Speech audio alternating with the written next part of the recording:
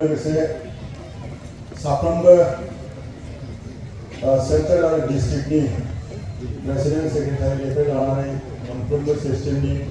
Women committee youth committee आरो Sunday school group teachers for जोंनि मानगोनां रेभारेन्डफोर डिपुटि बिशप आरो मण्डलीनि साफ्रोमबो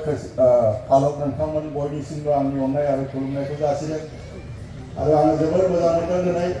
जे नोंथांमोना मानगोनां बिशप बिथां आरो बिथांनि टीम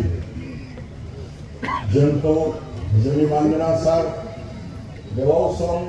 बर' जातिनि थाखाय मावबोनाय आरो गासै बिटिसिखौ लुखांनाय जोंनि मानगोनां हाग्रामा सारखौ नोंथांमोना मान सन्मान सहकारे सारखौ लोगो लाहैनानै आंखौ लोगोआव लांफानानै जोंनि सारखौ मानगोनां सारखौ हाग्रामा सारखौ नोंथांमोना लिंनानै लायनायनि थाखाय आरो जोंखौबो बाहागो होफानायनि थाखाय आङो जोबोद मोजां मोनदों आरो बे समस्थियाव आङो जिहेतु देरहानानै दङ एमसिएलए हिसाबै आङो सासे बिपिएफनि सारनिनो सार हाग्रामा महिलारि सारनिनो जोंनिनो पार्टिनि बिपिएफनि आङो बेवनि सासे इलेक्टेड एमसिएलए आङो मेम्बार नोंथांमोना जोंनि बेवनि चिरांफोरना सिनायजोबखायो आरो आंनि गामियाबो नैबे जेनेबा फुक आमगुरि जाहैबाय बे आमगुरि नैबे रानिजरा फोथार बे दुब्लि मोनसे बारनानै खुंखाजरा बे खुंखाजरायावनो आं बे जायगायावनो आङो जोनोम जादों एखे लेभेलनि एखे दै बार गासैबो बे जायगानिनो आङो जोबोद मोजां मोनदों आरो गोबां हाजार हाजार मानसिफ्रा दिनै गोबां डिनोमिनेसननिफ्राय डिएससिजों लोगोसे खाथियाव थानाय एनएएलसि आङो गोबां मानसिफोरखौ नुदों रमान केथलिकनिखौ आरो गोबां डिनोमिनेसननि बेवहाय ज' जादों साफ्रोमखौबो आंनि गोसो सिंनिफ्राय आङो हामबाय होनदों आरो जोङो गोबाव समनिफ्राय जोङो इसोरनि बोरखौ नागिरनानै जोङो गोबां गिर्जायाव दिनै गिदिंदों जोंनि हाग्रामा महिलारि सार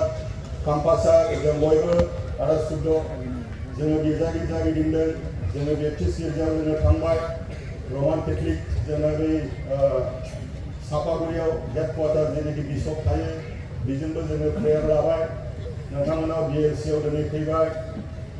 जोङो गसाइगावनि सान्थाल एनएएलसि ग्राहामपुर डायसिसनि सिङाव थानाय ग्राहामपुर सार्केल मरनाय गिर्जा मरनाय साबागान बेफोरबायदि गोबां जायगायाव जोङो इसोरनियाव बिथांमोननि हांख्रायनाय बादि आरो जों जगाजग खालामनाय बादि बिथांमोना जोंखौ लिंहरदों आरो बिथांमोनजों जोङो प्रेयार लादों जोंनि थांखिया बेनो जे गोबाव बोसोर जोङो मावबाय आरो मावबावनांगौ जोंहा गोसो दङ आरो मावनांगोन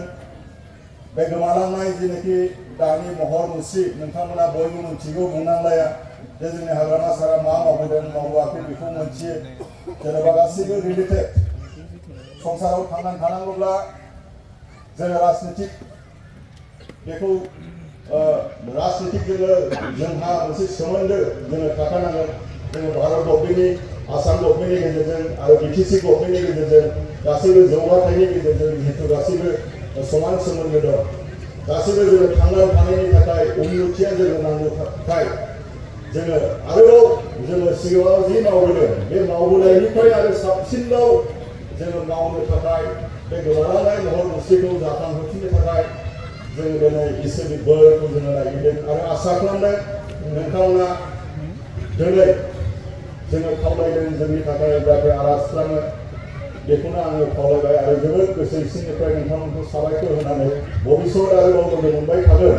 बेखौनो आसा खालामनानै आरो जोंखौ मान सन्मान सहकारे जोंखौ हांख्रायनायनि थाखाय आरो सारखौ हांख्रायनायनि थाखाय आङो बे जायगानि लकेलनि एमसिएलए जानानै आरो बे गामिनिनो जानानै आङो गोसो सिंनिफ्राय नोंथांमोननि कमिटिखौ आङो बिशपजों लोगोसे साफ्रोमखौबो गोसो सिंनिफ्राय आङो साबायखर होनानै आंनि गोसोनि मोजां मोननायखौ नोंथांमोननो जासिहरनानै आंनि सुंद' ग्रिटिंस बिबुंथिखौ एसेयावनो फोजोबबाय गोजोन्थों।